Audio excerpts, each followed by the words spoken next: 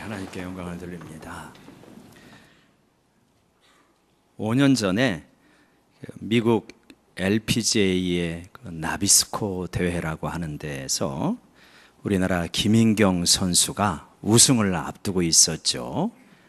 샷을 계속 잘해가지고 이제 30cm 퍼팅을 앞두고 그 퍼팅을 향해서 나가는 발걸음이 굉장히 가볍고 우승을 확신한 모습으로 그렇게 나아갔던 그런 장면이 있습니다. 한번 그거 보실까요? 그 영상을 보시면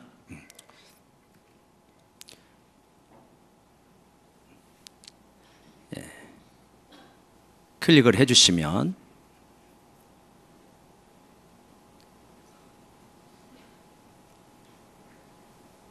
아니 그 밑에 이렇게 클릭하는 데가 있는데 좀 밑에 보시면 클릭이 됩니다.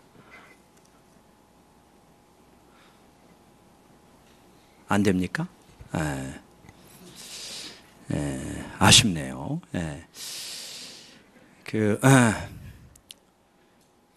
저 장면을 보면 이제 30cm 퍼팅을 앞두고 있는데 김인경 선수가 굉장히 가볍게 걸어갑니다. 골프 좋아하시는 분은 다 아시는 장면인데 가볍게 걸어가서 퍼팅을 30cm 앞두고 톡 하게 됩니다. 별로 그렇게 많이 재지도 않은 것 같아요. 그랬는데 정말 들어갔다가 빙그르르 돌아서 다시 나오게 되어지는 그러한 장면이 있습니다. 이제 그렇게 되어지자 그게 이제 저게 들어갔으면 우승인데 그 당시 우승 상금이 3억이 넘습니다. 그 당시 김인경 선수가 24살의 아가씨였는데 그게 이제 공이 빙그르르 돌아 나오자 입을 이렇게 자기도 모르게 주먹을 입에 갖다 넣는 그런 안타까운 장면이 나오죠. 그 이후에 이제 저런 쉬운 퍼팅을 놓치게 될 때 골프인들 사이에서는 김인경 퍼팅이다 그런 말이 돌 정도로 아주 가슴 아픈 그런 장면이었습니다. 이제 그러고 나서 김인경 선수가 이 5년이 지나서 브리티시 오픈에서 이번에 우승을 했습니다. 그 한 5년 동안 그녀가 겪었던 인고의 세월이 어떠했을까 능히 짐작할 수 있죠. 30cm 웬만한 골프 치는 사람은 열에 9을 넣을 수 있는 그 퍼팅을 놓치고 나서 얼마나 그녀가 힘든 시간을 보냈겠습니까? 그러고 나서 이제 작년에도 우승하고 올해도 우승하다가 이제 올해 메이저 대회에서 우승을 하게 되었습니다. 우승하고 나서 이제 기자들이 묻습니다. 그 질문이 그런 거죠. 5년 전에 실수하고 그것과 연관해서 오늘의 우승을 어떻게 생각하십니까? 라고 이렇게 묻자 이제 김인경 선수가 이렇게 대답하는 장면이 나오는데 두 번째 PPT 이렇게 말합니다. 실수하는 자신에게 연민을 가져야 과거에 머물지 않고 긍정적인 발전을 이룰 수 있다. 그렇게 생각하면 현재는 더욱 특별하다. 이런 대답을 합니다. 골프 선수가 인터뷰한 거 치고는 거의 현자와 같은 그러한 수준의 대답이에요. 저는 그녀를 보면서 야, 참 지금 이제 29살이죠. 지혜로운 여인이다. 그리고 인생을 세워갈 줄 아는 사람이다. 인생을 허무는 사람이 아니라 세워갈 줄 아는 사람이다. 오늘 말씀은 지혜로운 여인은 자기의 집을 세우고 미련한 여인은 자기의 집을 허문다고 되어 있습니다. 집이라고 하는 것은 뭐 여러 가지가 있겠죠. 말 그대로 가정이 될 수도 있고 그 다음에 교회가 될 수도 있고 회사가 될 수도 있고 국가가 되어줄 수도 있고 그렇게 집을 세운다고 하는 것은 쉽지 않습니다. 많은 노력과 지혜와 집중력과 헌신 이런 것이 있어야 집을 세우죠. 반면에 집을 허무는 것은 그렇게 어렵지 않습니다. 부주의하게만 하거나 또 자기 내키는 대로만 한다면 머지않아 자기 인생의 집을 허물 수가 있습니다. 어떻습니까? 어떻게 하면 우리는 집을 세우는 사람, 허무는 사람이 아니라 세우는 사람이 될 수 있을까요? 우리 3절 말씀 같이 한번 읽어보십시다. 3절입니다. 시작. 미련한 자는 교만하여 입으로 매를 자청하고 지혜로운 자의 입술은 자기를 보전하느니라. 집을 허무는 사람은 미련해가지고 입으로 매를 자청한다, 그렇게 되어 있습니다. 말 한마디로 천냥빚을 갚는다, 이런 속담이 있는데, 이런 사람은 이상하게 사람의 마음을 상하게 합니다. 잠언에서는 그렇게 말합니다. 칼로 찌르는 것 같이 말을 하는 사람이 있다, 그런 식이죠. 이런 사람이 말을 하면 마음이 상하고 마음이 굳게 닫혀버립니다. 여러분, 최근에 그러한 사례들을 우리가 보았는데, 모 제약회사 회장님이 자기 운전기사에게 아주 심한 이야기를 해가지고 운전기사가 하도 견디다 못해서 녹음을 해버렸습니다. 그리고 한 언론사에 제보를 했고, 그것이 그냥 유튜브에 떠가지고 적나라하게 그 모습을 볼 수 있지 않았습니까? 그래서 검찰 조사를 하고 공개적으로 사과를 하고 막 그랬습니다. 그 회사가 어떤 회사입니까? 다 아시죠? 이미지가 굉장히 좋았던 회사입니다. 저녁 시간에 이 광고할 때마다 주식회사 먼 근당 뭐 그렇게 나오잖아요. 그래갖고 얼마나 좋은 회사였어요. 그런데 그냥 이미지가, 그 회장이 야, 저런 사람이 그런 약을 만들고 있었구나, 그렇게 생각할 정도로 그 회사의 이미지가 나빠졌어요. 입술로 매를 자청한 것입니다. 주가도 떨어졌겠죠, 보나마나. 이런 거에 이제 연관해가지고 한 시사 프로그램에서 그런 이야기 하더라고요. 한 국회의원이 왔었는데 그렇게 갑질을 많이 했답니다. 그러니까 운전기사가 하도 성질이 나가지고 고속도로에서 국회의원을 내려놓고 그리고 그냥 도망가 버렸대요. 이거 뭐 다 유명한, 여의도에서는 유명한 이야기더만요. 얼마나 못되게 행동을 했으면 기사가 그렇겠어요. 요즘 시계를 가리켜서 뭐라고 합니까? 을의 반란기라고 말합니다. 을들이 여태까지는 꾹꾹 참고 있었는데 이제는 터뜨려 버리는 거예요. 그래가지고 뭐 요새는 전화도 함부로 못하고, 다 언제 어디서 녹음을 하고 찍을지 모르니까 그런 시기가 되었죠. 근데 왜 이런 사람들은 입으로 매를 자청할까? 잠언 21장 24절에서는 이렇게 말씀하고 있어요. 이런 사람들이 매를 자청하는 이유는 이것이라는 것입니다. 한번 같이 읽어보실까요? 시작. 교만하고 건방진 사람을 오만한 자라고 하는데 그런 사람은 우쭐대며 무례하게 행동한다. 교만하고 건방진 사람이라는 거예요. 그래가지고 우쭐대고 무례하게 행동하게 되어진다. 교만이라고 하는 것은 내가 너보다는 낫다는 것입니다. 내가 최고라는 것입니다. 내가 너보다는 지식이 낮고 경험이 많고 너보다는 훨씬 똑똑해. 그러니까 잔소리 말고 내 말 들어. 이게 교만한 겁니다. 이렇게 교만한 사람들에게서 무례함이 나오고 교만한 사람들에게서 매를 자청하는 말들이 나오게 되어집니다. 사람들은 자기 자신은 비록 교만한다 할지라도 누가 교만한 꼴을 보지 못합니다. 그래서 교만한 사람은 인기가 없게 되어 있어요. 하나님께서 가장 싫어하시는 악덕이 뭐냐? 교만이다. 성경에 자주 나오는 말씀이죠. 피조물인데 뭘 그렇게 교만하고 자랑할 게 있느냐? 너 왜 내가 다 준 거를 가지고 네 것인 양 잘난 체 하느냐? 이게 이제 하나님의 시선입니다. 그 교만하면은 매를 자청하기가 쉽다라고 하는 것이죠. 반면에 집을 세우는 사람은 어떤 사람이냐면 입술로 자기를 보전한다고 합니다. 그러니까 자기를 지키는 것이죠. 자기를 세워갑니다. 내 말로 의롭다함을 받고 내 말로 정죄함을 받으리라 라고 예수님께서 말씀하시는데 그 말의 언어가 신앙적입니다. 주님이 받으실 만한 거예요. 그 말을 볼 때 의롭다고 인정을 받는 것입니다. 다시 한번 브리티시 오픈의 우승자 김연경은 인터뷰에서 그동안의 힘든 세월을 어떻게 보냈느냐라고 물으니까 이렇게 대답을 합니다. 김연경이 이렇게 말했는데 자신에게 친절하고 따뜻하게 대하려고 노력했다. 자신에게 친절하고 따뜻하게. 만약에 김연경 선수가 그 결정적인 샷을 놓치고 나서 자신을 냉혹하게 되었다면 어떻게 되었을까요? 야, 그 골프 초보자도 놓치는 30cm 퍼팅을 놓치냐? 너 바보 아니냐? 바보, 병신, 머저리 자기 자신을 계속해서 쳤다면 오늘의 극복은 없었을 것입니다. 근데 자신에게 친절하고 따뜻하게 대하려고 노력했다는 거예요. 그것이 승리를 가져왔겠죠. 여러분 어떻습니까? 우리는 입술로 자기를 보존합니까? 자신을 잘 지켜주십니까? 자기 자신에게 친절하고 따뜻하게 대하십니까? 아니면 냉혹하게 대하십니까? 끊임없이 자기를 꾸지람하십니까? 간혹 우리들은 자신의 허물과 실수, 예전의 실패 이런 걸 바라보면서 자신을 칠 때가 있어요.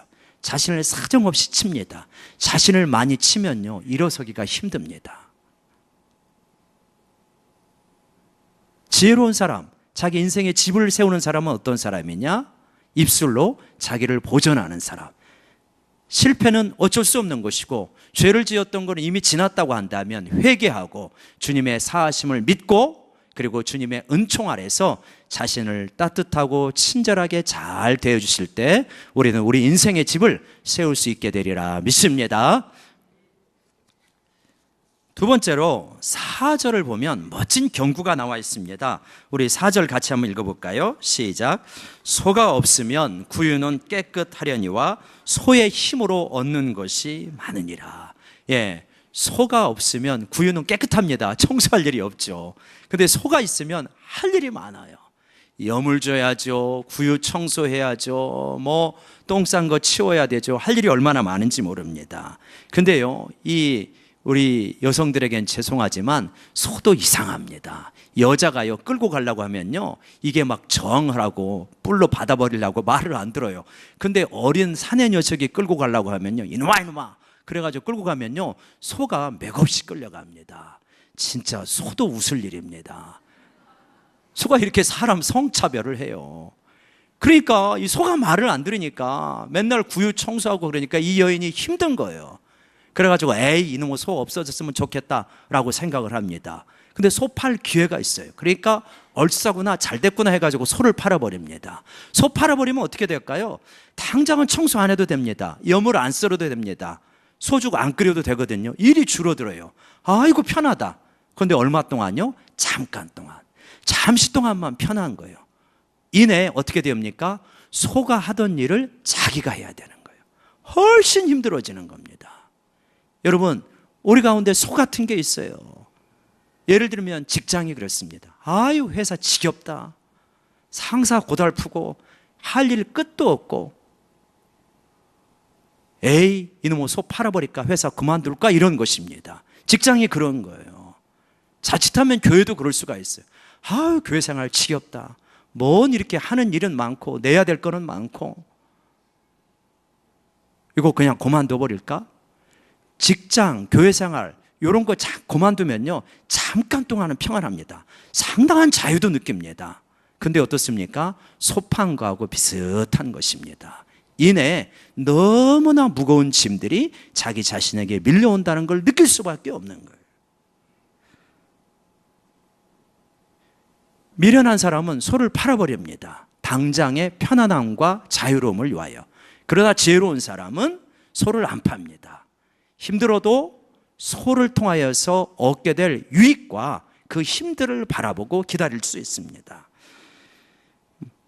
집을 세우는 사람은 소가 가져오는 것을 바라볼 줄 알고요, 미래를 볼 줄 알고 고진감래를 체험적으로 깨닫습니다. 그래서 현재에 투자를 하는 거죠. 그런 것들이 많습니다. 현재에 투자를 하고 나중에 많이 얻는 것, 가장 대표적인 것이 어떤 것입니까? 믿음 생활이죠.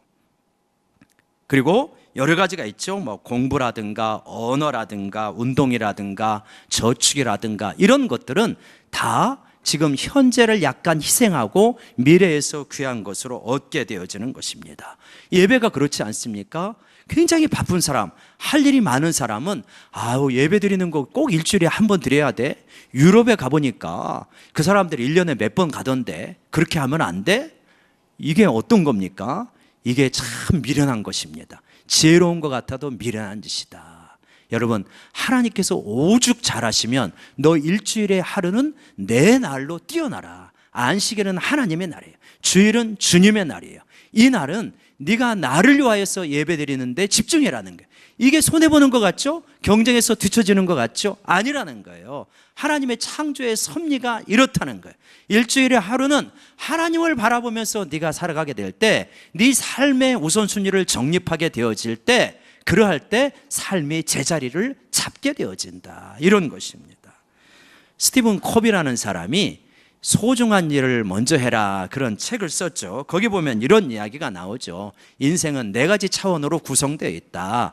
긴급한 일과 중요한 일, 그렇게 네 가지 차원으로 구성되어 있는데 어떤 위주의 어떤 일 위주로 삶을 살아야 되냐, 그런 거 보죠. 우리 한번 화면을 보여주시면, 긴급한 것과 중요한 것이 있는데 사람은 중요한 것 위주로 살아가야 된다고 말합니다. 중요하지 않은 일, 예를 들어서 텔레비전 시청이라든가 인터넷 서핑이라든가 별로 중요하지는 잡담이라든가 이런 거 많이 하면 자꾸 인생이 뒤처지게 된다는 것입니다. 중요한 일 우선으로 살아라. 근데 긴급하고 중요한 일과 긴급하지 않고 중요한 일이 있는데 어떤 일이 더 소중하고 거기에 시간을 투여해야 되냐? 뭐라고 말합니까?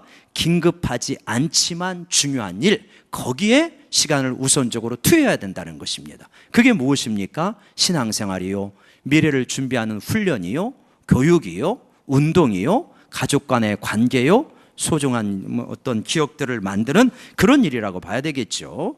그러니까 인간관계도 마찬가지입니다. 여러분, 조금 번거롭다고 해가지고 인간관계에서 저 사람이 번거롭다고 그냥 자꾸 잘라내고 끊어내고 그러면 어떻게 됩니까? 굉장히 외로운 사람이 됩니다. 소가 없어져 버리는 거하고 똑같습니다.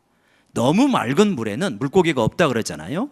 허물이 없는 사람이 없고 번거롭지 않은 사람이 없고 또 이렇게 내가 부담을 지지 않아야 될 관계가 있겠습니까? 그런 관계는 없잖아요, 어차피. 그래서 너무 깔끔하게만 관계를 맺고 그냥 95% 이상 만족돼야만 관계를 맺는다면 우리 관계는 굉장히 협소해질 것입니다.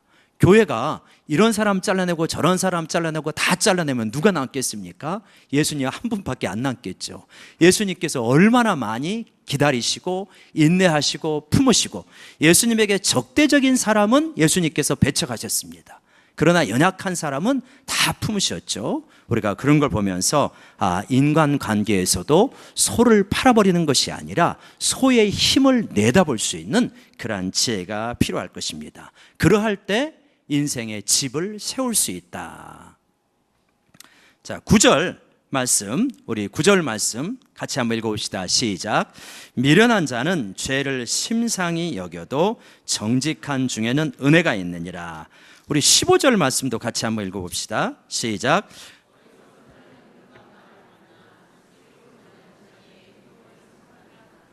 제가 잘못했네요. 16절 말씀이요. 16절이요. 시작. 지혜로운 자는 두려워하여 악을 떠나나 어리석은 자는 방자하여 스스로 믿느니라. 9절과 16절에서 집을 허무는 사람은 어떤 사람이냐면 죄를 심상히 여기는 사람이요, 집을 세우는 사람은 어떤 사람이냐면 죄악을 무서워하여서 떠나는 사람이라는 거예요. 그러니까 심상히 여긴다고 하는 것은 뭐냐? 가볍게 여긴다는 말입니다. 그러니까 죄를 가볍게 여겨요. 그래서 들키지만 않으면 되지라고 하면서 죄를 가볍게 여깁니다. 그렇게 가볍게 여기다가 그것이 누적이 되어지면 굉장히 낭패를 당하게 되는 사람이 바로 그런 사람이다. 시편 7편 11절과 12절에서 시인은 우리 하나님이 어떤 분인가 하는 것을 이렇게 말씀하시는데요. 우리 시편 7편 11절과 12절을 같이 읽어봅시다. 시작. 하나님은 의로우신 재판장이시며 매일 분노하시는 하나님이시로다. 사람이 회개하지 아니하면 그가 그의 칼을 가시며 그의 활은 이미 당겨 예비하셨도다. 우리 하나님은 굉장히 좋으신 분이잖아요. 그러나 그런 면만 있는 하나님이 아니라 하나님은 매일 분노하시는 하나님이시다. 영어 표현은 express his wrath every day 이렇게 되어 있어요. 그의 분노를 매일 표현하는 거예요. 하나님은 누구에게 대해서요? 죄인에 대해서, 회개하지 않는 사람에 대해서 매일 진노를 표현하시는 분. 그래가지고 마치 궁사가 화살을 활에 매겨가지고 쏘기 직전의 모습, 저격수가 총알을 매겨가지고 그래가지고 저격을 준비하고 있는 그러한 모습처럼 누구를 향하여서? 회개하지 않는 죄인을 향하여서 하나님의 화살이 지금 겨냥하고 있다는 거예요. 무시무시하죠. 그러니까 우리가 만약에 하나님의 화살이 우리를 향해서 지금 겨냥하고 있다고 한다면 얼마나 빨리 돌이켜야 됩니까? 근데 그걸 돌이키지 않고 가볍게 여기는 거예요. 왜냐하면 죄를 짓는다고 해서 즉각적으로 화살이 날라오면 죄 지을 사람은 없거든요. 네, 하나님이 기회를 주시잖아요. 말씀을 통해서 돌이키도록 기회를 계속 주시는데 계속 고집을 부려요. 끝까지 고집을 부려. 그래서 경고가 오고 사인이 오는데도 고집을 부려요. 그러면 이제 화살이 날라옵니다. 근데 화살이 날라오면 감당할 수가 없어요. 하나님의 화살을 맞고 견딜 수 있는 사람이 누가 있겠습니까? 진짜 눈물, 콧물 다 쏟아지는 것이고, 이렇게 인생이 고달픈 것인가? 내 잘못이 그렇게 큰 것인가? 그때서야 깨닫죠. 그런데 그렇게 깨닫고요, 문제는 뭐냐면 하나님의 화살이 한번 나에게 쏟아지면 그게 짧게 끝나지 않는다는 데 큰 어려움이 있습니다. 상당히 오랜 시간 고통을 받아요. 심지어는 5년, 10년. 그 세월을 우리가 가볍게 보면 안 됩니다. 여러분, 미련한 사람은 하나님의 화살이 지금 자기를 겨냥하고 하나님이 지금 죄짓고 있는 나를 향해 진노하고 있다는 것을 가볍게 여기고 무시하는 사람입니다. 집을 허물어요. 너무 고통스럽습니다. 물론 하나님의 화살을 맞고 돌이키고 회개하면 하나님께서 긍휼히 여겨주시기는 하시지만 너무 인생의 아픔을 많이 경험하게 됩니다. 우리 사랑하는 영광교회 성도 여러분, 우리가 하나님의 화살을 맞기 전에 돌이킬 수 있는 저희 모두가 되기를 원합니다. 그것이 집을 세우는 자입니다. 얼마나 그 사람이 지혜로운 사람이라는 거예요. 지혜로운 사람은 두려움이 있는 사람이에요. 하나님을 두려워할 줄 압니다. 이 땅에 많은 사람들은 하나님을 우습게 여겨요. 하나님을 가볍게 여깁니다. 하나님이 즉각적으로 심판하지 않는다고 하나님이 알기는 아실까? 진짜 벌을 내리시기는 내리실까? 이렇게 생각하면서 하나님 앞에서 이렇게 오만방자하게 살아가는 경우들도 있습니다. 이게 굉장히 무서운 죄다. 그래서 지혜로운 사람은 어떤 사람이냐? 하나님을 두려워하여서 속히 죄에서 떠날 수 있는 사람. 그 사람이 진정으로 집을 세우는 사람이다. 우리 옆 사람 바라보면서 같이 한번 격려합시다. 하나님이 째려볼 때 돌이키십시다. 너 조심해 하고 하나님이 째려볼 때가 있는데 빨리 돌이켜야 돼. 그게 그냥 밀어내가지고 이스라엘 백성처럼 고집을 계속 피우면 화살 날라온다니까요.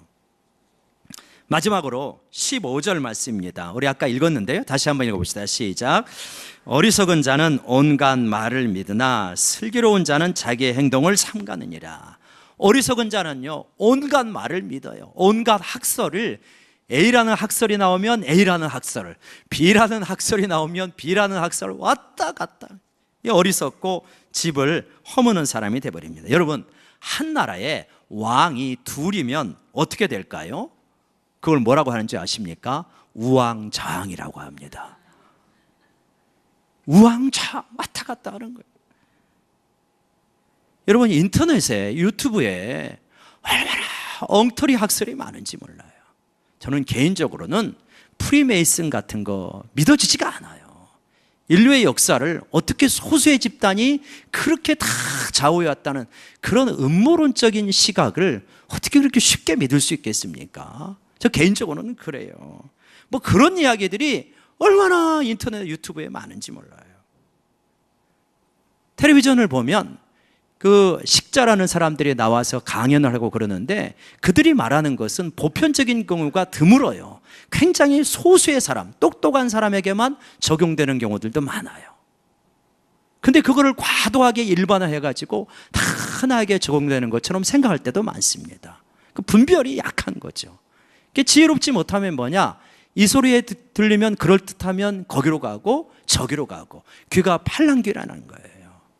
진짜 집을 세우는 사람은 어떤 사람이냐면 하나님의 말씀에 뿌리를 내리고 그거에 근거하여서 쉽게 흔들리지 않는 뿌리 깊은 나무 같은 사람이 지혜로운 사람이다. 그런 사람이 자기 인생의 집을 세운다. 그래가지고 그런 지혜로운 사람은 어떤 열매가 맺혀지냐면 삼갈 줄 안다는 것입니다. 삼가한다는 건 절제한다는 거예요. 많은 사람이 절제가 없어요. 우리 한국 사람들의 약점이 뭡니까? 혈기가 많아가지고 열정이 많은 거는 좋은데 절제가 없어요. 절제가 약하죠. 근데 성령의 열매가 절제이지 않습니까? 절제는 더 좋은 것, 장기적으로 더 유익이 되는 것을 위하여서 현재를 희생할 줄 아는 게 절제이지 않습니까? 큰 것을 위해서 작은 것을 희생하고 미래를 위하여서 현재를 양보하는 것입니다. 잠언 25장 16절 17절에 보면 절제에 대해서 이렇게 말씀하십니다. 같이 한번 읽어봅시다. 시작. 너는 꿀을 보거든 조카리만큼 먹으라. 과식함으로 토할까 두려우니라. 너는 이웃집에 자주 다니지 말라. 그가 너를 싫어하며 미워할까 두려우니라. 꿀을 보거든 적당히 먹으라는 거예요. 토할 수 있다. 단 거 많이 먹으면 어떻게 생깁니까? 당뇨 생기는 거죠. 꼭 단 것 때문에 당뇨만 생기는 건 아니겠지만 이웃집에 자주 다니면 어떻게 됩니까? 이웃집이 불편하다는 거예요. 뒤에서는 아이고 좀 그만 왔으면 좋겠다 그렇게 생각하고 있는 걸 왜 그렇게 모르느냐 이런 말이잖아요. 그러니까 절제라는 것이 우리 삶에서 잘 훈련해야 되는 부분이다. 여러분 뭐 여러 부분의 절제가 있지 않습니까? 텔레비전 시청이라든가 뭐 여러 가지 그런 절제가 있는 거죠. 프로야구를 좋아하는데 그래서 이제 또 응원하는 팀이 있는데 요즘 응원하는 팀이 잘 나가니까 그러니까 하이라이트를 이렇게 자꾸 이제 보면 집사람이 그래요. 내가 아파 보니까 그런 게 하나도 중요하지 않더라. 옳은 말이죠. 그거 아는데 그래도 또 그걸 통해서 기쁨도 얻잖아. 이렇게 변명을 했습니다만 예를 들어서 우리가 프로야구를 보면서 요새 프로야구는 한 게임이 3시간, 4시간 하잖아요. 그걸 계속 보고 있어요. 그렇다고 하면 이 절제가 없는 거죠. 뭐 골프 같은 운동도 뭐 건강을 위해서 할 수 있겠습니다만은 뭐 1년에 2-3번 이렇게 몇 번 나가는 건 모르지만 뭐 자주 나가면서 그러면은 자주 나가면 골프는 거의 하루 최소한 한나절이 다 들어가는데 운동이라고 하는 것은 우리가 이 일을 위하여서 운동을 하고 건강을 유지하여서 운동을 하는 건데 운동 자체를 위하여서 운동한다면 절제가 약한 거라고 봐야겠죠. 저는 약간 절제력이 약한 편이어서 이거 절제가 안 되겠다 싶으면 시작을 안 합니다.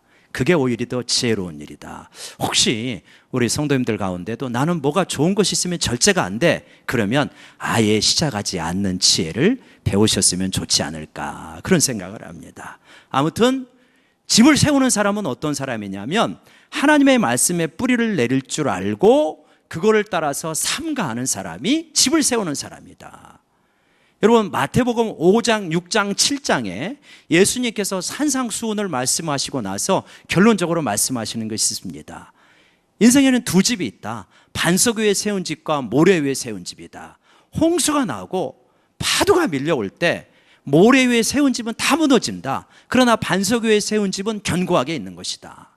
그럼 반석 위에 세운 집은 뭐냐? 말씀을 듣고 그대로 행한 사람이요.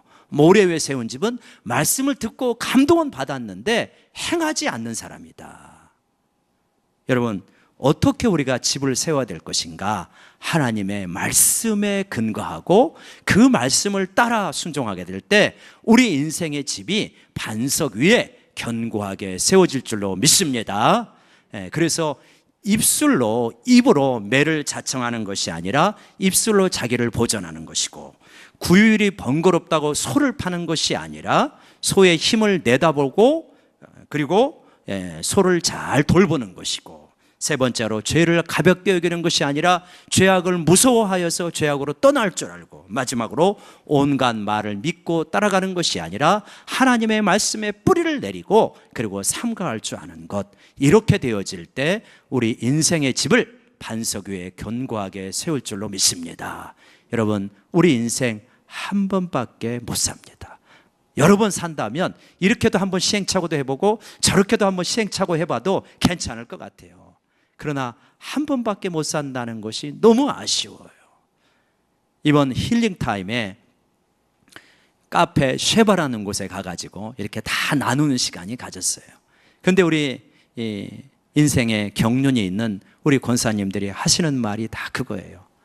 현재가 얼마나 소중한지 알겠다. 곁에 있는 지체가 얼마나 소중한지 알겠다. 현재를 감사하고 기뻐하고 그렇게 살아가는 것이 너무나 소중한 줄 알겠다. 예. 여러분, 우리 한 번밖에 못 사는 인생, 집을 허무는 인생을 산다면 너무 억울하지 않습니까? 너무 안타깝잖아요. 허문 다음에는 세우기가 너무 어렵습니다. 허물어지기 전에 집을 견고하게 세워가는 저희 모두가 되기를 주의 이름으로 축원합니다. 기도하십시다.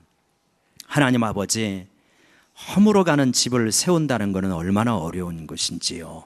집이 허물린 다음에 후회해도 소용이 없는 경우들이 너무나 많습니다. 저에게 참 지혜를 주셔서 집을 허무는 인생이 아니라 집을 세우는 인생이 되게 하여 주시옵소서. 입술의 열매를 잘 지키게 하여 주시고, 아버지 하나님이여, 미래를 내다보고 현재의 편안함만 추구하지 않도록 도와주시옵소서. 무엇보다도 죄를 무서워하게 하시고 죄로 인한 하나님의 진노를 하나님이여 느끼며 살아가게 해주시고 회개할 수 있도록 도와주시옵소서. 세상의 이야기에 여리저리 흔들리는 것이 아니라 하나님의 말씀을 따라서 삼가할 수 있는 참된 지혜자들이 되게 하여 주옵소서. 예수님의 이름으로 기도드리옵나이다. 아멘.